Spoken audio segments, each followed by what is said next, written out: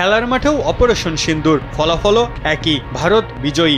আমাদের খেলোয়াড়দের জানাই অভিনন্দন। মোদির এমন টুইটেই খেপেছেন সাবেক পাকিস্তানি ক্রিকেটার শহীদ আফ্রিদি। তিনি লিখেছেন, এখানেই আসলে মূল তফাৎটা। আমরা খেলেছিলাম পূর্ণ স্পোর্টসম্যানশিপ থেকে, যুদ্ধকে আলাদা রেখে, কিন্তু পুরো দুনিয়া দেখেছে যখন আমরা যুদ্ধে 7-0-তে জিতেছি। এখানে হয়তো মূলত তিনি ভারতের 7টি রাফায়েল ধ্বংস করার ইঙ্গিতই দিয়েছেন। মোদিকে বড় অফিসের ছোট ব্যক্তি হিসাবেও কটাক্ষ করতে ছাড়েননি আফ্রিদি। যদিও সাবেক এই পাকিস্তানি ক্রিকেটারের দাবিটাও ঠিক কতটা সঠিক। মাঠে তো রাফায়েল ধ্বংসের ইঙ্গিত দিয়েছিলেন হ্যারিস রোফো, গান সেলিব্রেশন করেছেন শাহাবজাদা ফারহান, কুরুচিপূর্ণ ছবি পোস্ট করেছিলেন ফাহিম আশরাফরা। এদিকে ভারতও পাকিস্তানের বিপক্ষে খেলবে না, এশিয়া কাপ বয়কট করবে, এমন রব তুলে শেষ অবধি বিজয়ী হয়ে উল্লাসে ব্যস্ত। গোপনে হাত মেলালেও প্রকাশ্যে পিসিবি সভাপতি থেকে ট্রফি না নিয়ে নতুন নাটকের জন্ম দিয়েছে সূর্যা কুমার যাদবরা। তাই তো অনেকেই মনে করছেন দুই দেশ ক্রিকেটে মিথ্যা দেশভক্তির বীজ ঢুকিয়ে খেলাটির আদর্শ ও সম্মানে আঘাত হানছে।